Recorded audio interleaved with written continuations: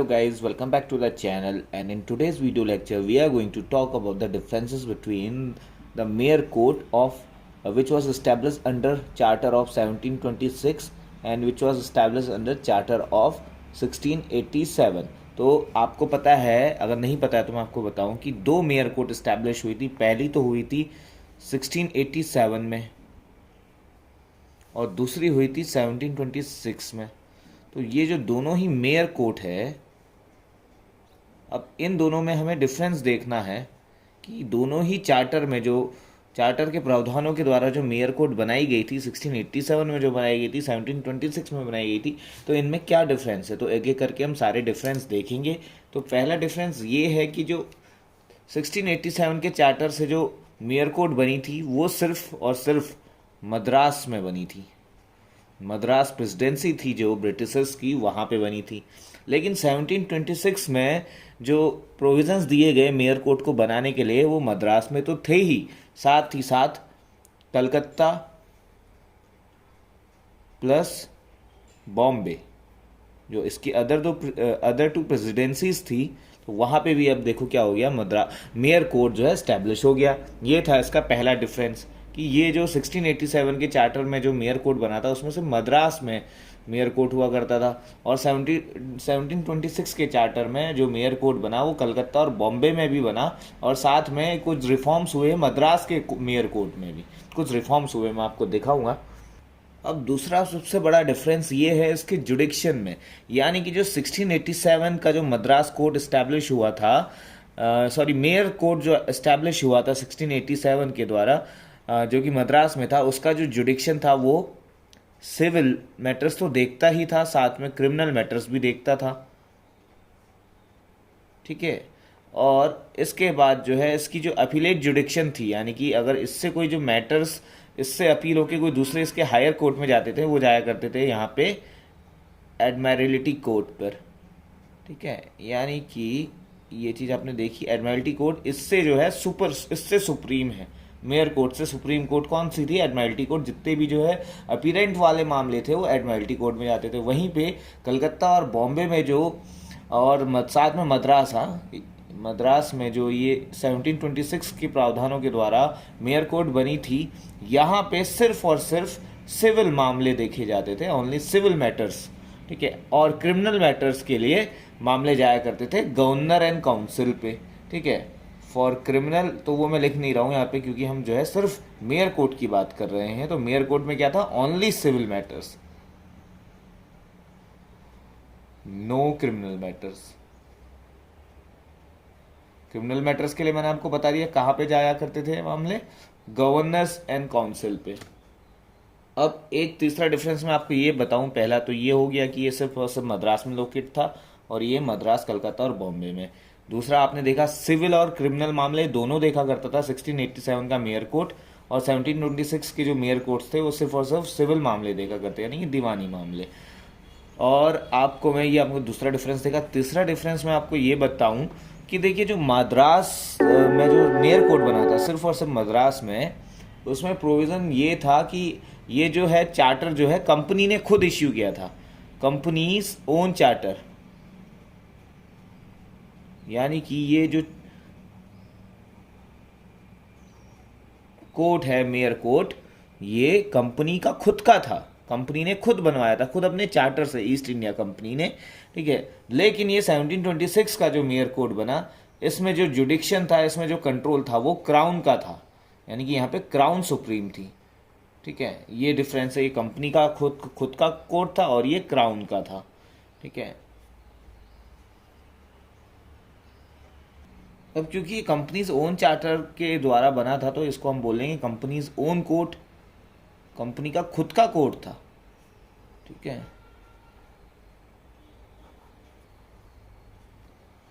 अब ये तो जैसे कंपनी के चार्टर के द्वारा बना था, ये क्राउन के चार्टर के द्वारा बना था। क्राउन्स चार्टर यानी कि किंग्स चार्टर, यानी कि जो क्राउन एक इंस्टीट्यूट है, क्राउन को कौन हेड करता है? किंग या क्वीन। तो ये किंग्स चार्टर, किंग के द्वारा दिया गया हुआ चार्टर, उसके थ्रू बना था ये मेयर कोर्ट, जितने भी मेयर कोर्ट हुआ करते थे। और इसको जो है हम बोलेंगे रॉयल कोर्ट, क्योंकि क्राउन के चार्टर के द्वारा बनाया तो इसलिए हम रॉयल कोड बोलेंगे, और ये कंपनीज का खुद का कोड हो गया, तो ये डिफरेंस हो गया। अब क्वालिफिकेशन देखेंगे यहाँ पे, जो जजेस या जो भी वकील हुआ करते थे, तो यहाँ पे जो वकील हुआ करता था या रिकॉर्डर हुआ करता था, ठीक है, इसे कोर्ट ऑफ रिकॉर्डर भी बोला जाता था। रिकॉर्डर एज वर्क करता था, वकील की तरह काम करता था, क्योंकि ये जो है लर्न था। लर्न मतलब ये ज्ञाता था, थोड़ा बहुत इसको लॉ की नॉलेज थी, लेकिन यहाँ पे जो है सारे के सारे ऐसा कोई प्रोविज़न था ही ना, कोई रिकॉर्डर था ना कुछ था। यहाँ पे जितने भी जीतते थे वो जो है उनको कोई नो नॉलेज ऑफ लॉ, ये लिख सकते हैं, नो नॉलेज ऑफ लॉ। तो इससे बाद में हम कंपैरिजन करेंगे कि देखिए दोनों जो चार्टर हैं 1726 का और 1687 का, दोनों से ही क्रिएशन हो रहा है मेयर कोर्ट का। हम बाद में कंपैरिजन करेंगे कि कौन सा जो मेयर कोर्ट है वो सुप्रीम है, 1726 के द्वारा बनाया हुआ है मेयर कोड या 1687 के द्वारा बनाया हुआ है मेयर कोड, कौन सा ज़्यादा सुप्रीम है, वो आप लोग खुद अभी डिसाइड करेंगे सारे फैक्टर्स देख के।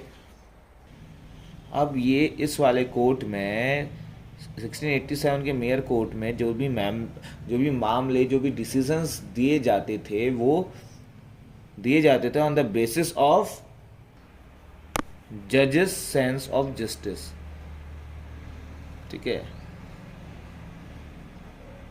लेकिन यहाँ पे जो है लॉ ऑफ इक्विटी चलता था, और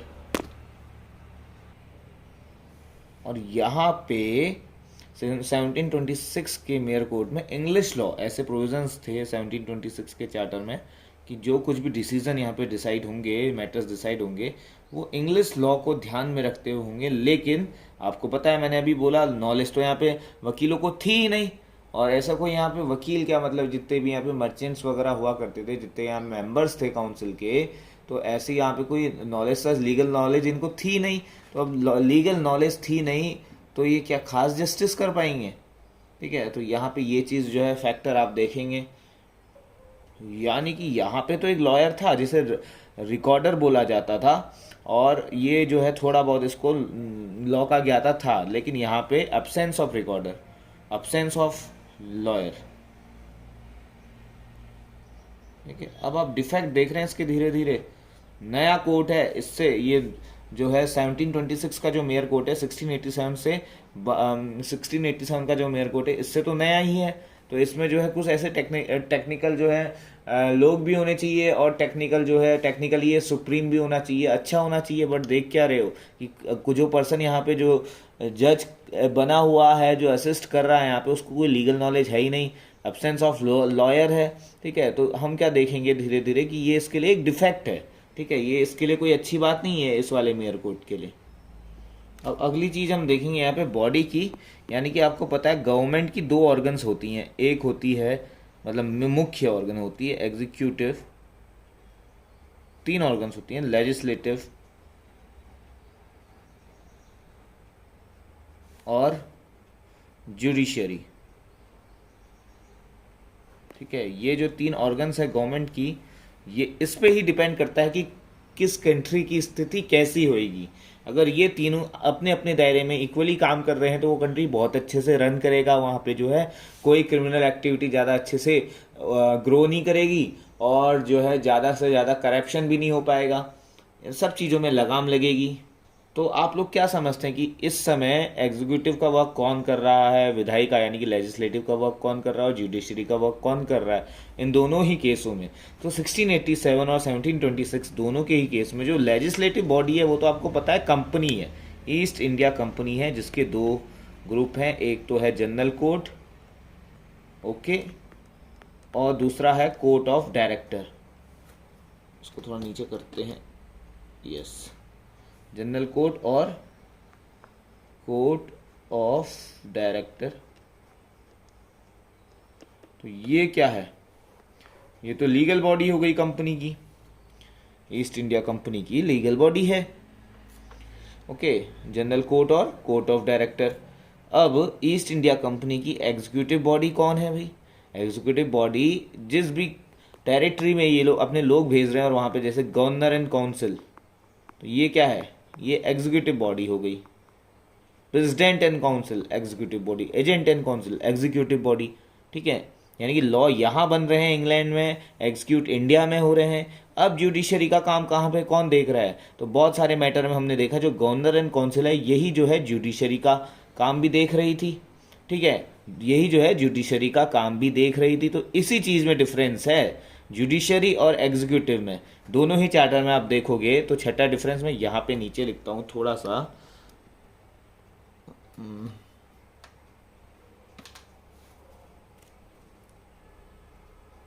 ये है छठा डिफरेंस।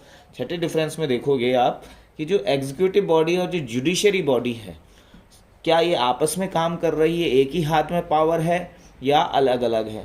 तो ऐसा किस सेंस में है, 1687 का चार्टर ज़्यादा बेटर है। इसमें जो है 1687 के चार्टर के थ्रू जो जुडिशरी वर्क था वो सेपरेट हो गया था एग्जीक्यूटिव से, ठीक है, एग्जीक्यूटिव से जुडिशरी वर्क सेपरेट हो गया था। यानी कि गवर्नर एंड काउंसिल से ये जो चीज़ें जुडिशरी वाली चीज़ें छीन ली गई थी और बनाया गया था मेयर कोर्ट, ठीक है, और फिर बाद में बनाया था एडमिरल्टी कोर्ट। तो इसमें जो है आप लिखेंगे executive did not take part in judiciary function,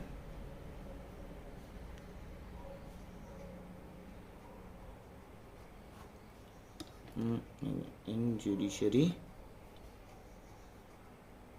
function। अब इसमें जो आप देखेंगे यहाँ पे 1726 का चार्टर में जो आप देखेंगे कि क्योंकि यहाँ पे जो है 1687 के चार्टर में जो दोनों ही जो केसेस होते थे क्रिमिनल, और जैसे कि मैंने ऊपर बताया आपको, ये देखिए यहाँ से समझिए, जैसे कि मैंने आपको ये बताया सिविल और क्रिमिनल दोनों मामले कौन देखती थी, मद्रास की जो मेयर कोर्ट थी 1687 की बनी वो देखती थी। लेकिन ऐसा 1726 में जो है आपने देखा कि सिविल मैटर्स थे कौन देखती थी, मेयर कोर्ट, और जो क्रिमिनल मैटर थे वो कौन देखती थी, गवर्नर एंड काउंसिल। मैं यहाँ पे आपको उस समय बता रहा था, चलो लिख ही देता हूँ। जो क्रिमिनल मैटर हैं ये कौन देखेंगे, गवर्नर और उसकी काउंसिल, हर प्रेसिडेंसी में होती थी, ओके।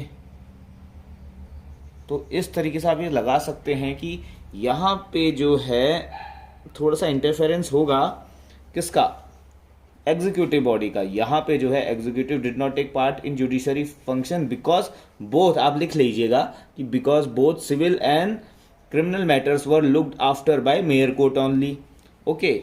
यानी कि नो इंटरफेरेंस, ठीक है, चीज़ों को कनेक्ट कीजिए, interference of no interference of executive, ठीक है। यही तो एक गुड गवर्नेंस का असली राज है, जहाँ पे एग्जीक्यूटिव का कोई रोल ही ना हो जुडिशरी में, जुडिशरी अपने दायरे में इंडिपेंडेंट हो, तो वहीं पे जुडिशरी अच्छे से जो है हो सकती है। पर यहाँ पे बोलेंगे कि जो है फाइन जस्ट हुआ है। लेकिन 1726 के प्रोविज़न में जो क्रिमिनल मैटर्स थे वो, क्योंकि क्रिमिनल मैटर्स जो थे वो किसके द्वारा देखे जा रहे थे, वो गवर्नर एंड काउंसिल है ना, गवर्नर एंड इट्स काउंसिल। और ये गवर्नर एंड काउंसिल क्या है, ये गवर्नर एंड काउंसिल एक एग्जीक्यूटिव पार्ट है, कंपनी का एग्जीक्यूटिव ऑर्गन है, ठीक है। तो आई होप कि आपको समझ आ रहा होगा। अगर समझ आ रहा है तो मेरी वीडियो को प्लीज़ लाइक करें, शेयर करें, मेरे चैनल को सब्सक्राइब करें। तो ये सारी चीज़ें आपने देखी। अब जो है आपको इम्पोर्टेंट लाइन यहाँ पर ये लिखनी है कि लास्ट में आप जैसे ही आप अपना आंसर एंड करेंगे, इन दोनों का डिफरेंस बता रहे होंगे, तो आप यहाँ पर ये लिख देंगे जो अभी तक मैं आपको बताने की कोशिश कर रहा था कि जो अच्छी गवर्नेंस होती है, जो एक गुड गवर्नेंस होती है, वो कहाँ पे होती है। तो ये वाली लाइन आप ऐसे लिखेंगे, अ कार्डिनल प्रिंसिपल ऑफ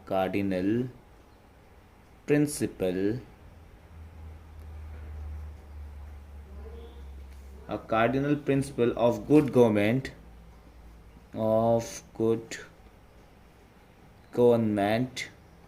एक मिनट है, इसको मैं ना पॉज करके लिख देता हूँ, फिर आप लोग देख लीजिएगा। A cardinal principle of good government is to keep judicial and executive power separate in order to secure liberty and property of the people. कितनी अच्छी लाइन है, देखिए, प्रॉपर्टी ऑफ द पीपल।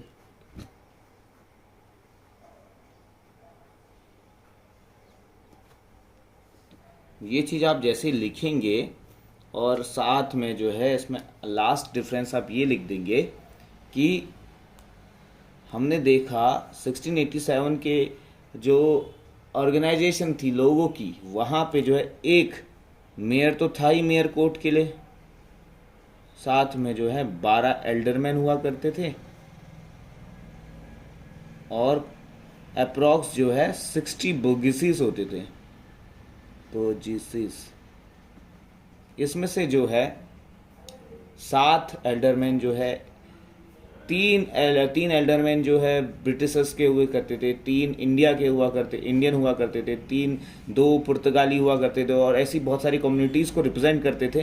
तो ये वाली चीज़ देखेंगे, इसमें जो है इंडियन रिप्रेजेंटेशन ज़्यादा था। और यहाँ पे हमने 1726 के चार्टर में देखा है कि 1726 में जो है एक मेयर था, वो भी इंग्लिशमैन यानी इंग्लिश सब्जेक्ट का ही होना था, और साथ में जो इसके 9 अदर एल्डरमैन थे, 9 एल्डरमैन थे ना, 9 एल्डरमैन।